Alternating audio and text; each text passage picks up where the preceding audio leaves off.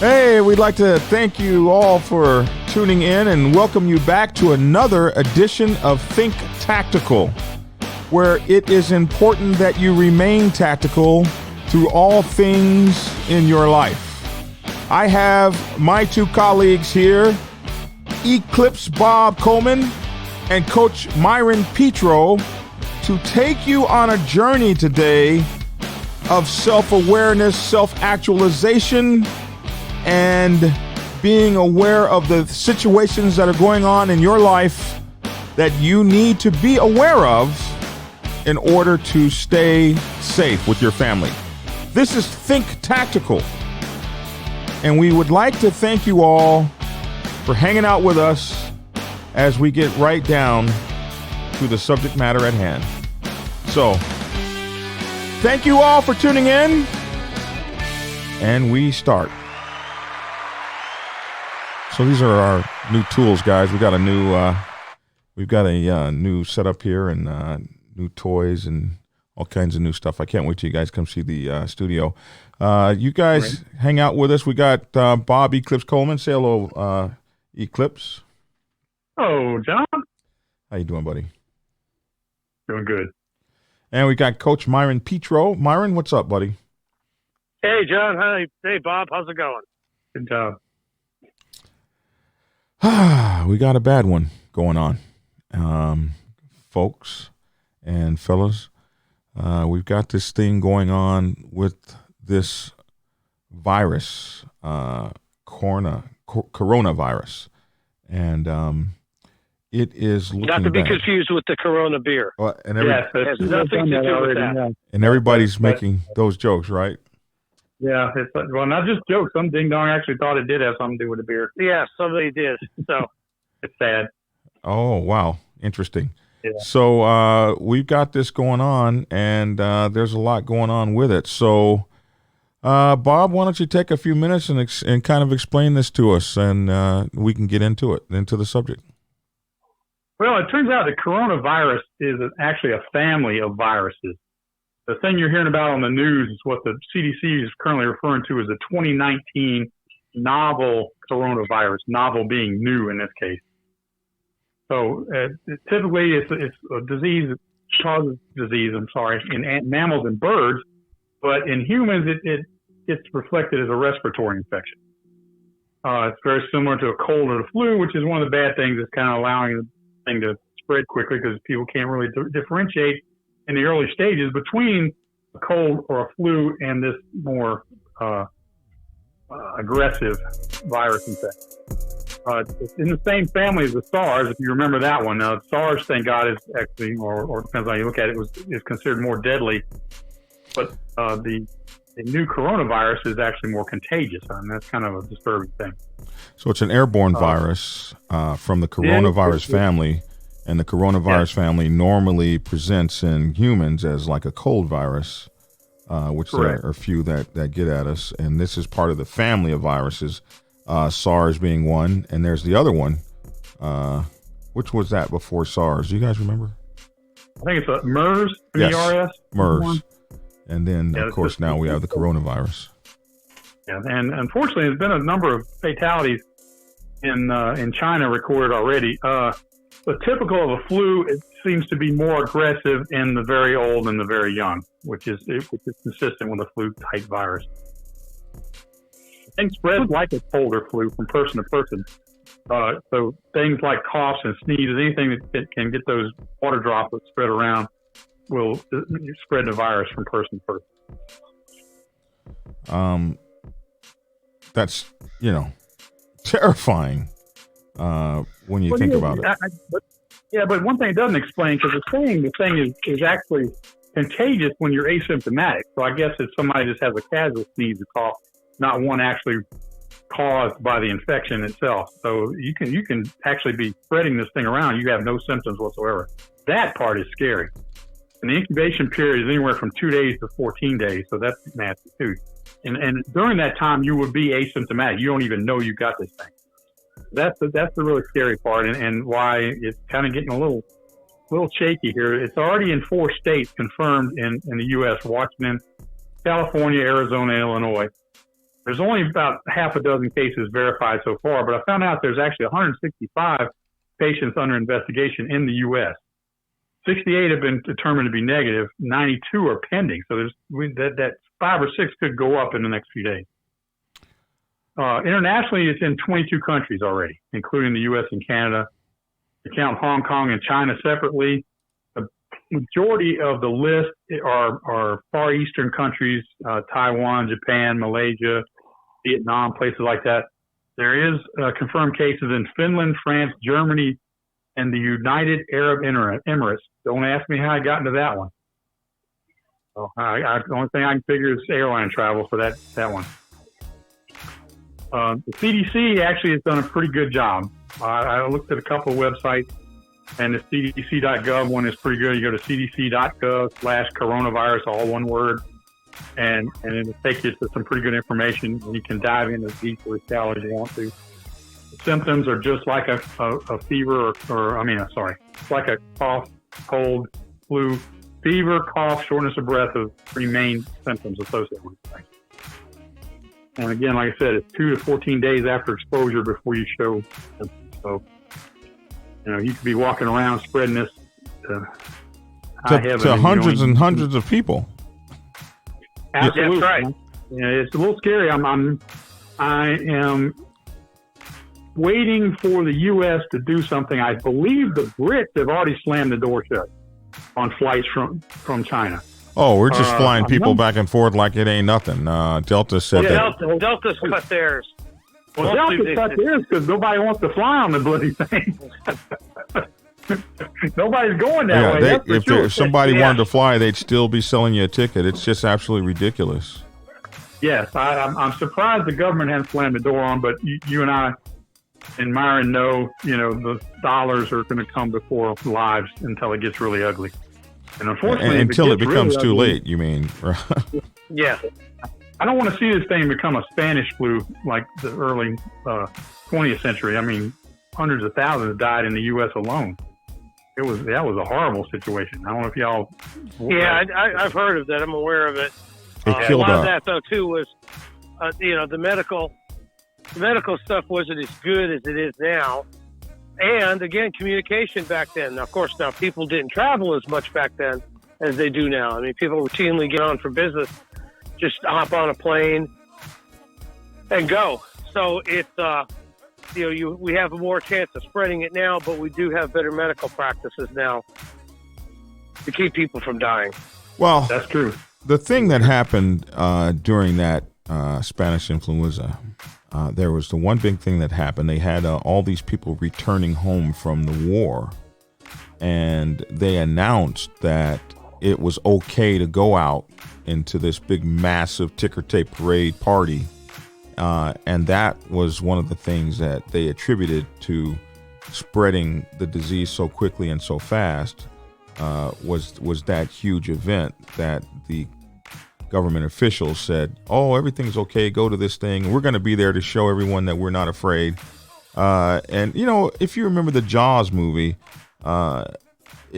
this shark is eating people and they're having bodies wash up on the shore. And the question was, do we shut down the money? If we shut down the beaches. No, it's 4th of July. We can't do that. We can't shut down the money, and, that's why Delta's still flying airplanes out here. Well, you talk about a big gathering. What we got coming up Sunday? Super Bowl. Yeah. Oh, there you go. And how many people in that stadium? Well, not even just in that stadium, but people are going to be gathering together all over the United States and actually all over the world. This is one of the most watched things out there, the Super Bowl, and people are going to be gathering from all over the place to watch this thing. And so, when you think about it, I believe I read there are 2 cities that are shut down in China, and over 40 million people are affected in these cities. I mean, Jesus Christ, those are big cities. We don't have cities with that many people, but 40 million people. They said, 170 people have been killed or something like that. I think that's great. 1,300 people. I'm kind of the big non-government believer guy. So if they say 170, I think it's 10,000. You know what I mean? And well, coming out of China, we're not really sure, so we can't be certain. Yeah. Yeah. So, You can't trust any of their numbers. yeah, but the fact that they put the clamps down on those cities means it's pretty serious. Yeah, they realize it's serious. It's actually very, to me, you know, it's very serious. And my fear, and I'm terrified because there are so many people that could be affected by this thing. Let me just give you an example.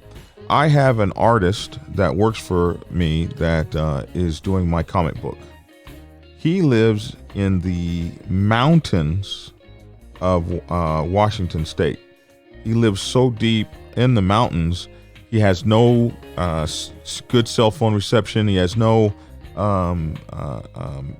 internet up there. He's actually got to drive down to town, which is 20 minutes from where he lives, just to be able to use the internet to send me the drawings that he does. Wow. So Okay. here's the thing. He moonlights as like an Uber driver. And today or yesterday, he gets a customer and he's driving the customer and she's on the phone and her family and her are laughing and going back and forth. And she says, well, I'll know in 14 days. So snap. when she hangs up the phone, he asks her, he says, so, what's going on? They get to talk and she goes, well, they just flew me in from China, and he told me something about Anchorage, Alaska. And I've looked since then, and it seems like they all came and stopped off in Anchorage. And she says, so the government For refuel. so he says, she was laughing back and forth with her family, and she told me, well, I just came back from where the coronavirus is, and I told my family, well, we'll know in 14 days if I'm sick or not. So he turns and he looks at her, and he's absolutely effing pissed off. And he says, so you just exposed me and my family to that shit? And the answer was, yeah. And that's how wide it spreads. Here's a guy that lives in the mountains and doesn't even mess with people. He hunts elk and stuff. Elk hunters live out there all by themselves and walk up and down those terrains and stuff. You're like, Jesus, dude, you're in the best shape of anybody's life in the world. Those guys. And you don't shoot elk up close and personal. You got to tap them for a long ways. And then, and there's you can't even get four-wheelers up there. You're dragging them most of the way out yourself. Yeah, in pieces because the bloody things weigh. What you do is you quarter them and you pack them out on your back. Yeah. Unless you got a horse or something, that's how they're coming out of there. So here's a guy that's so remote, and to moonlight and take care of his family, he decides that he's going to do this work, and this work could have killed him and his family conceivably. That's how scary it is. Well, I think if he's going to keep doing his Uber thing, he might be wanting to be wearing a mask from now on. And we have to spend some time talking about the masks because I have tried to get a mask. I didn't purchase my gas mask when you and Myron did all those years ago. Oh, no. Oh, John. Yes, here you are on Think Tactical, and you are not prepared. I'm Prepared. Oh, my word. Dude, I've got a full box of surgical masks within arm's reach. I've got a gross of N95 masks. And as you mentioned, Myra and I are possessors of numerous gas masks. Yes. So I've ordered the Israeli type, or actually I've ordered some NATO gas masks from Myron's store. I called Myron up in a panic yesterday. And the reason I was in a panic is this guy comes on YouTube from the Alternative News Media, I think he called himself, AMS, Alternative News Media, ANS, or something like that, A&M.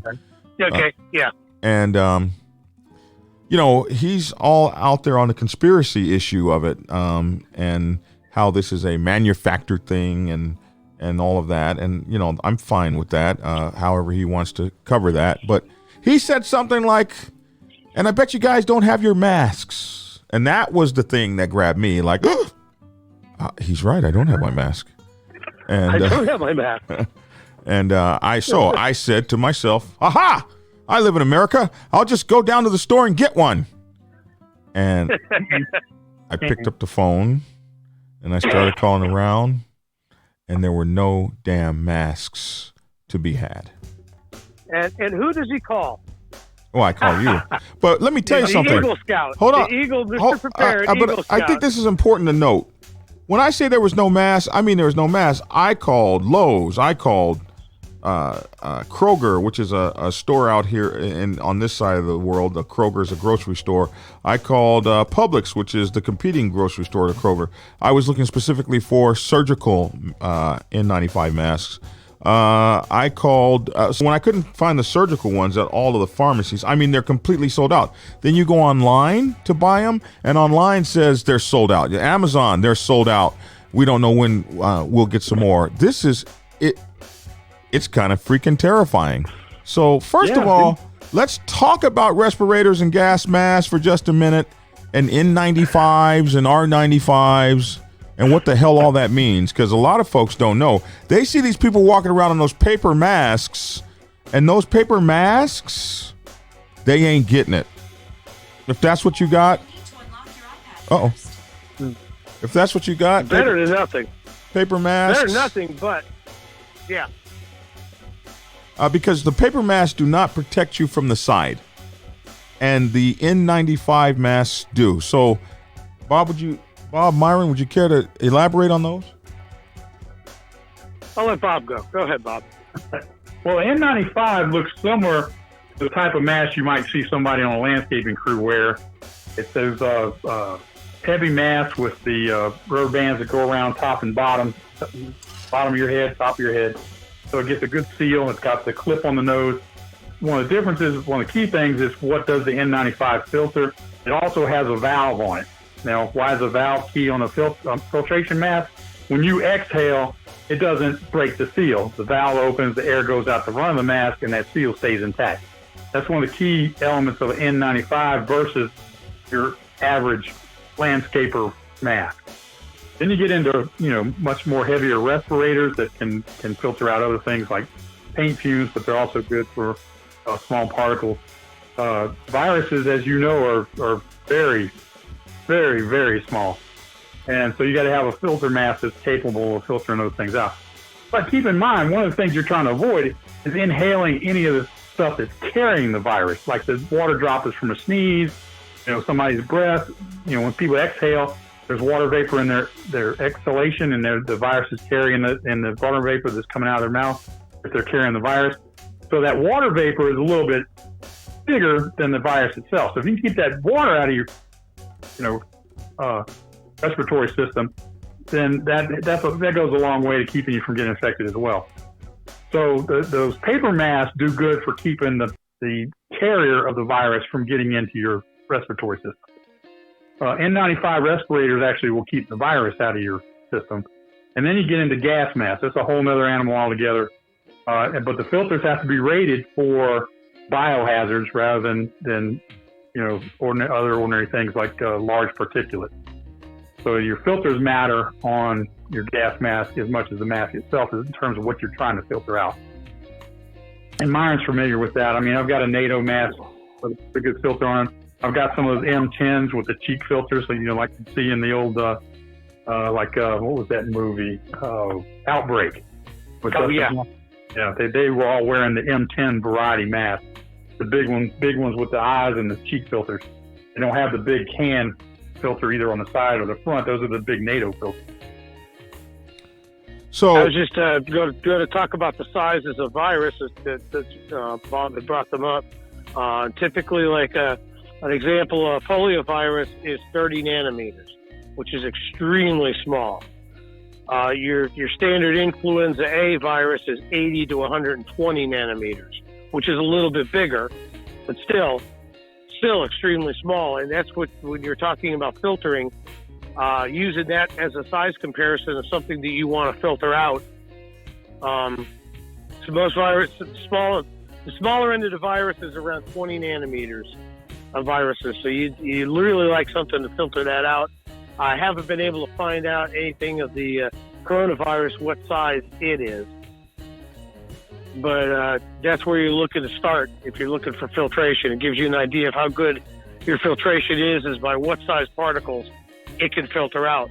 Like Bob said, those viruses aren't just floating in the air. They're usually floating in some moisture of some type, either phlegm or whatever from somebody else. And so that if you can capture that, that'll usually keep your virus from getting into your system, or at least into your lungs. So that's where the surgical masks are somewhat effective. They will block the medium that's carrying the virus. So that's the word I was looking for about that. There was a study done, and this study was done about people who wear masks. And, you might think, well, the government is really lame. They're saying that the only thing that we can do to protect ourselves is to wash our hands. Because the studies show that people who wear masks don't really have a rate of success greater than people that don't. Even though the masks do protect you from the particulate or the virus in this case. So they figured out that the reason why is because when they average in all the numbers of the people that use the mask, they have to average in the numbers of the people that don't use the mask correctly. And the people that don't use the mask correctly bring those numbers. They shoot those numbers way up and bring the survival numbers down. If you're not wearing your mask correctly and using it correctly, then the mask does you no good. So what does correctly mean? You have to have the right kind of seal. And we talk about an N95 respirator. You have the paper mask that you see people wear, like you see them all over China and stuff, that people are wearing these paper masks. But the paper mask is really to keep your virus from infecting someone else. They hold that in your breath. But because they let air in on the sides when you're breathing, they will let virus in. So the next level of mask is an N95 respirator, also known as a surgical mask, because surgeons use these kinds of masks when they are operating on people with diseases like tuberculosis. So this N95 respirator is also used by people like mechanics and things, or people that are spraying cars with paint and stuff like that. And the N95 respirator, the difference between the N95 respirator that you would buy at Lowe's and the N95 respirator that you would buy in the pharmacy section of like Kroger or Walmart or something, is those N95s are surgical masks similar to the surgical mask that a doctor uses. Now, the surgical masks that doctors use are actually fitted for them so that they have a perfect fit and a perfect seal. And that's not what you're going to get off the shelf. That doesn't mean you can't make it snug and secure, but it might not necessarily fit you. So this is something you want to do in advance when you're using these masks instead of getting one at the last minute like I did. So if you can find an N95 surgical mask, and they're also known as tuberculosis masks at the drugstores. Someone might say, can I have a tuberculosis containment mask? And you would get one of these N95 respirators. It's actually called that on Walmart, calls it that tuberculosis mask. And the difference between that and one you might get at an N95 respirator at Lowe's or Home Depot or something is that the surgical mask is made a little bit tighter to fit you because it knows that it's trying to protect you from a disease. And the respirator mask that you would get at a Lowe's or something, same filtration, but it might be fitting looser because they're not using it for a medical application. You're getting the same filtration, but you just have to make sure that you have it on and it's snug and it's been tested correctly. You've tested it. Now, so some of the rules, some of the things that these are the rules. If you break these rules, it's no good to have the mask. And one of the rules is that you don't scratch underneath the mask. You're not going to lift up the mask to scratch real quickly. Another rule is that you don't lift the mask up to talk out of it. You once the mask is on, you keep the damn mask on. And then the other rules are that it must be firmly on where there's no air coming in from the side, so you must have a proper suction on that mask. And it's a paper mask. You want to keep it dry. And you can't reuse the mask. And one of the problems with the filtration is that it's hard to breathe in that mask, especially for a long period of time. And that's one of the things that makes the mask not really any good, because or that's one of the things that takes the survivability down. Because if you're older like me, you might feel at some point like you really can't breathe, and you get this impulse to snatch that damn thing off. So it's hard to breathe with over time, and because it's so hard to breathe with over time, it's only, most people can only wear that thing a few hours. So it's not like you're going to wear it and walk across the wilderness to get to the other side. The other thing on that, John, just let me add a real quick point here. When you're exerting yourself, you're breathing harder and faster, and those valves are only meant to take so much in and out. And that's where you start getting into problems, is when you're breathing harder than the valve can regulate. So you've got to keep your pulse rate down and your ox rate down just to be able to keep that seal up. If you start breathing too hard, then it's going to open up the seal. You'll blow that seal right out. Yeah. And overload the valve. And so overload the valve, and it has to escape somewhere.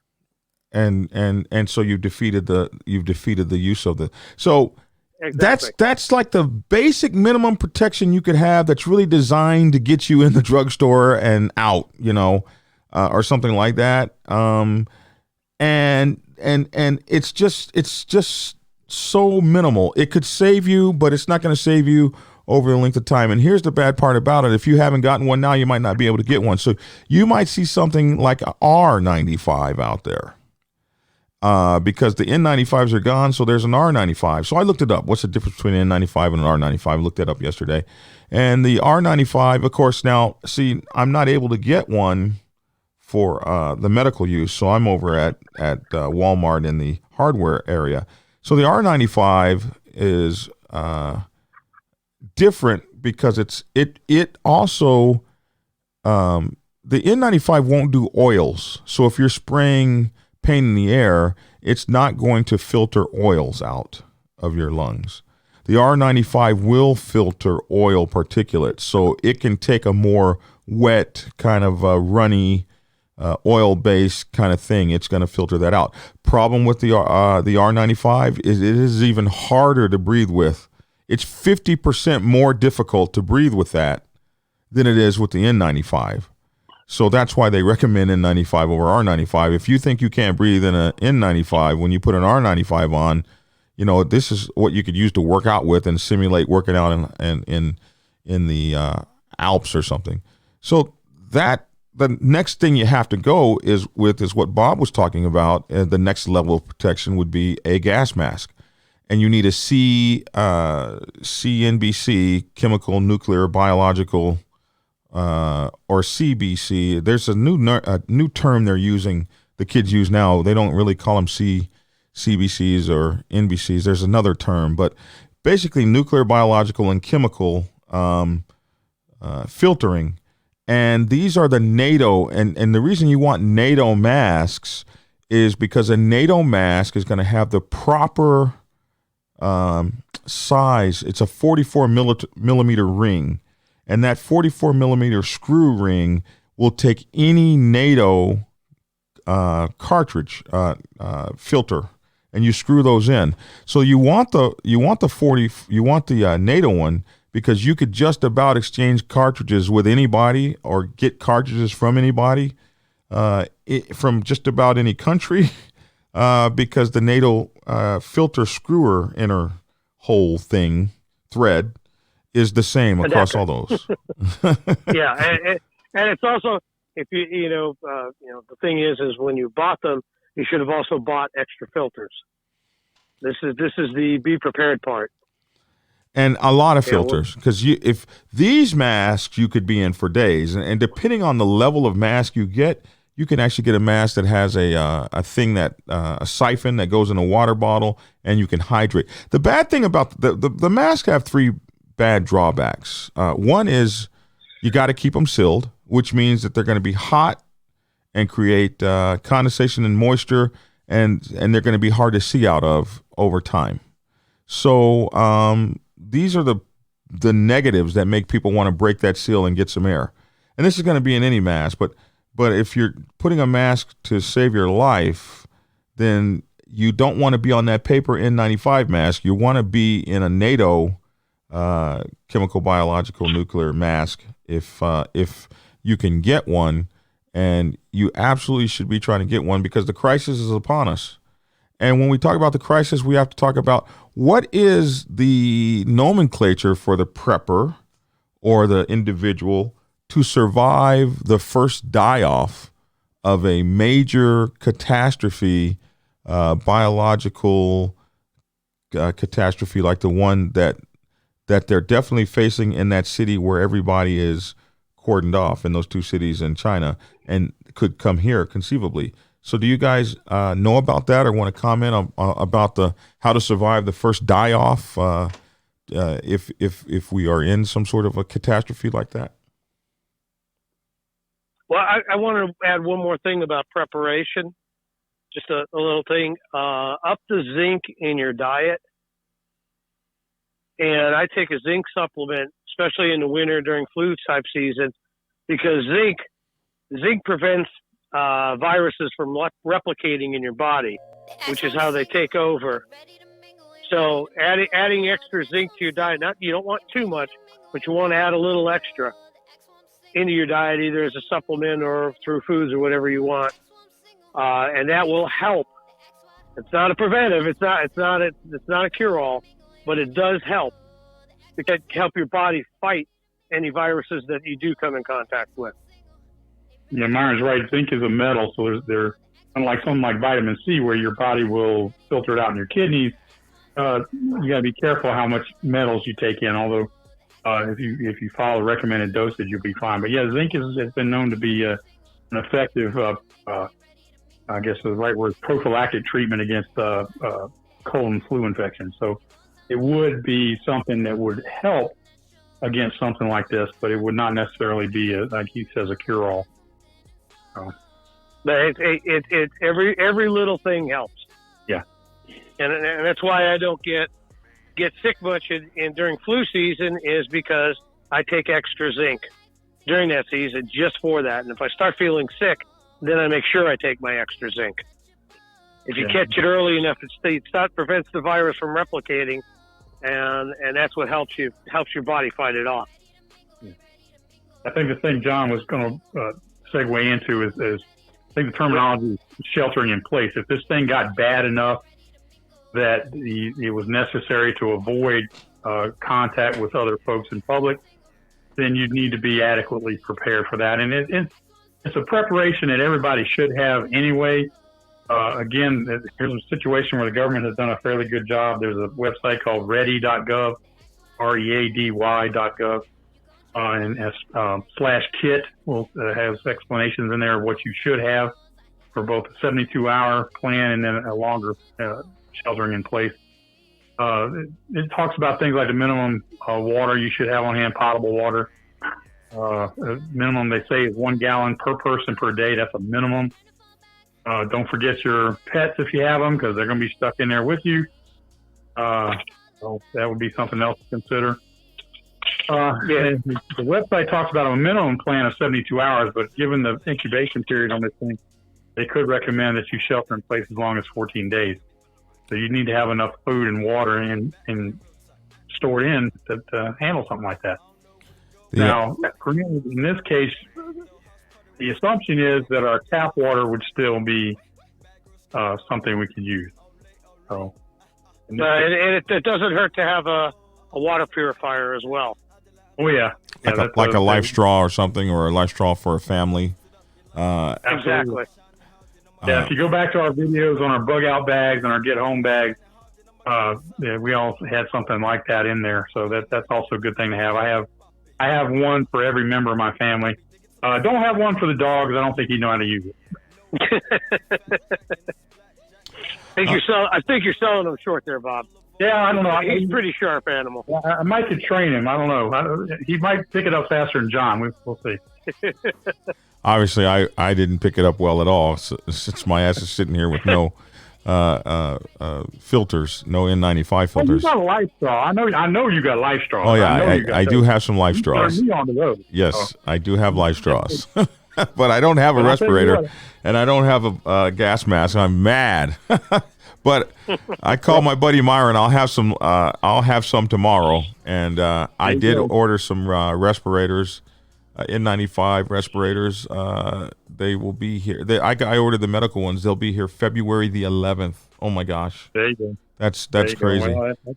And that's what happens, people. When you need this stuff. Oh yeah. Well, hey, they're asking for it in China, and we're sending them over there first because we're getting like $500 a piece for them, and we have. And a box that they used to sell them like $60 a box, right?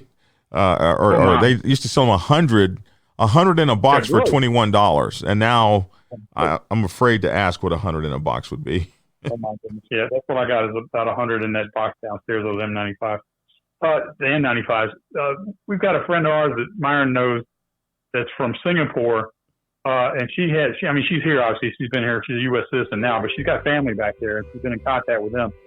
And they told her that every bottle of hand sanitizer and every mask of any type is gone off the shelves in the whole island of Singapore.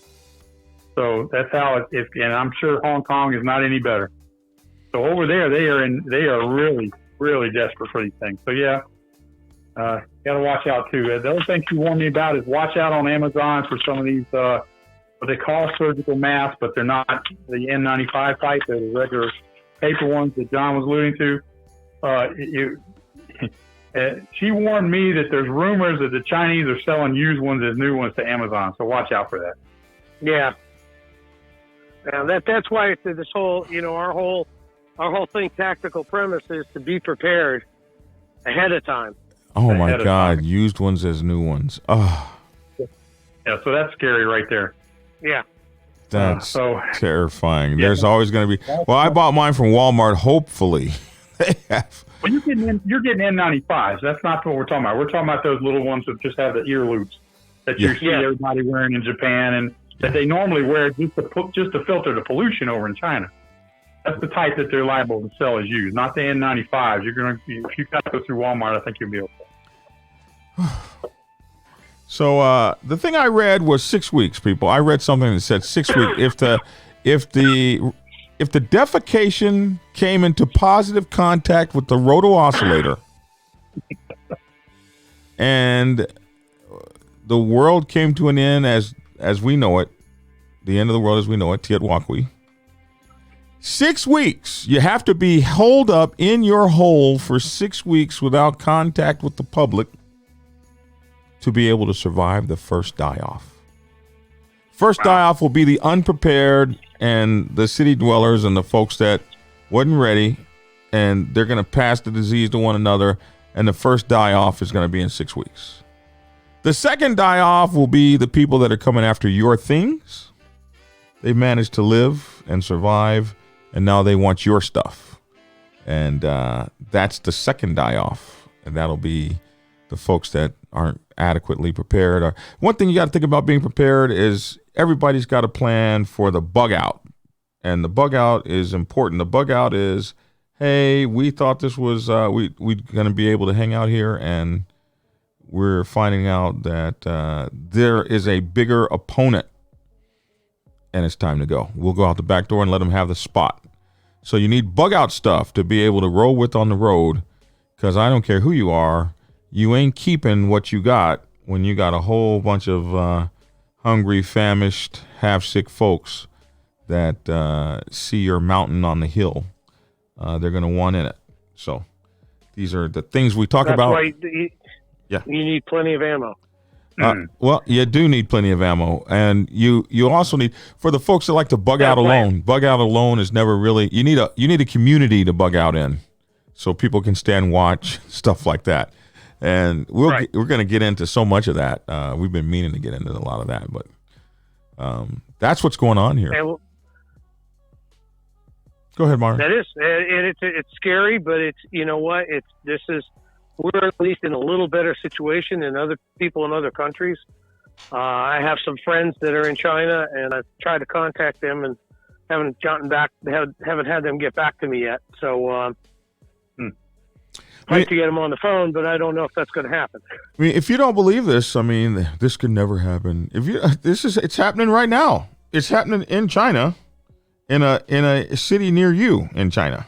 But it's in 5 cities in the United States of America right now on 1/30/2020 at 9:06 p.m. It is in 5 cities here. It's here. Like I say, a guy that draws my comics. It just happened to him. He's taking somebody home from the airport. This guy lives up in the mountains.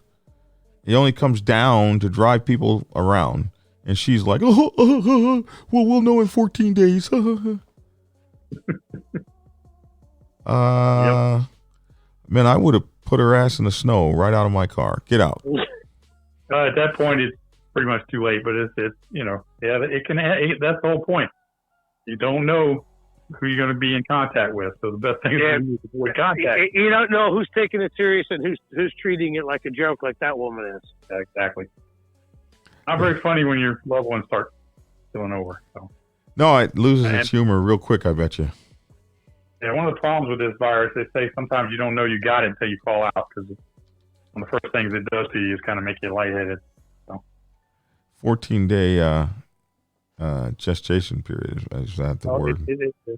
CDC says anywhere from 2 to 14 days after exposure that you'll be symptomatic. So it's pretty freaky. We got a long way to go before this thing is over. But hopefully it won't get to the point that you guys were talking about, where we get to a zombie apocalypse type situation where we got to defend ourselves from. I'm ready, man. Forward. I'm ready. No, I'm not. I'm not ready. I don't even have any damned filter.